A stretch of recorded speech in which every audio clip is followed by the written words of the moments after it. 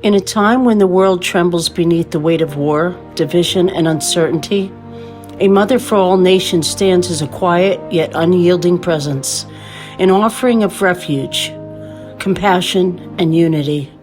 She is not bound to one land, one people, or one story, but carries within her the breath of all nations, held tenderly in the fabric of her being. Each flag woven into her garment speaks of a people, a culture, a history, distinct yet inseparable, gathered and protected in the sacred space of her maternal heart. Her gaze is steady, neither turning away from suffering nor surrendering to it, but witnessing with deep, unwavering love. She embodies the feminine genius, the force that nurtures life, endures hardship, and chooses love even in the face of despair. Like the countless mothers who rise each day amid chaos to care, to protect, and to hope, she reminds us of our shared humanity and our responsibility to one another. In her presence, we are invited to remember, beyond borders, beyond conflict, beyond fear, we belong to one human family. And through love, devotion, and the courage to care, healing is still possible.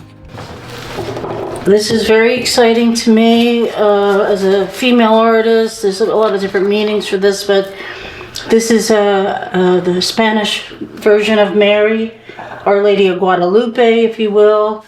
And I designed her to be contemplating peace to all nations, not just to Spanish nations or, all nations, to bring peace. The only change is her face isn't going to be somber, but I'm making her face to be hopeful. And all of this open space here, she's going to be surrounded in roses and baby's breath. I'm not finished with her face yet, but... And one of my favorite parts is her halo is going to be a beautiful mandala design.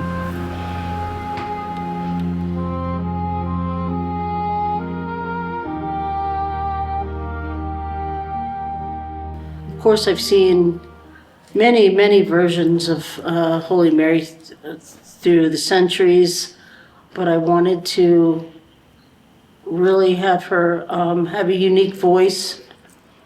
And I thought, what does she do? What does a true mother of the world do? She prays for everyone. And I thought about this, the flags of all the nations, as many as I could fit in. Most of them are in there. And it doesn't matter where you're from or who you are, she's praying for you and taking care of you in a way. So, like all mothers can. And here she is. It's, I guess, maybe 5 or 6 months later. I'm working on some other pieces at the same time, but mostly I've been concentrating on her. And I'm really happy with her. It's going to be hard to give up. Mm-hmm. I'd like to hang this in my living room for a little while.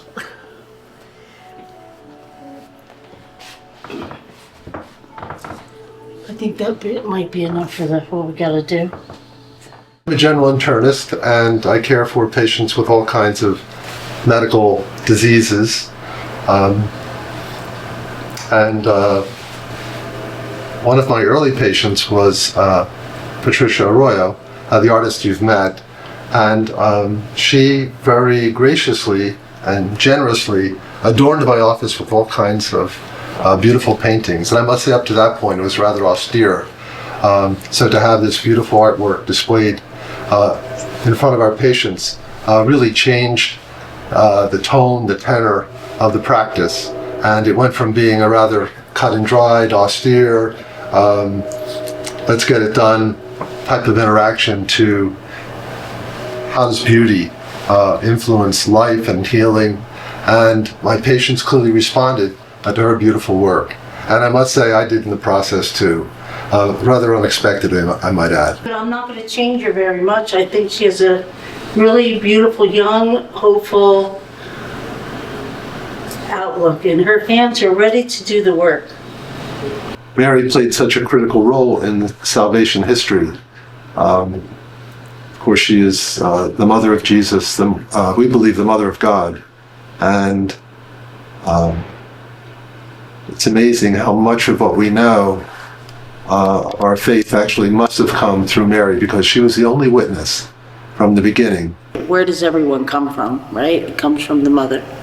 In the quote, a mother for all nations, there's a phrase in there called the feminine genius, which is coined by Pope John Paul II. And it describes, this mother who takes care of us all. And I also am a mother of 3 children and 2 grandchildren. I can identify with the pains of motherhood and the joys and everything that goes along with it.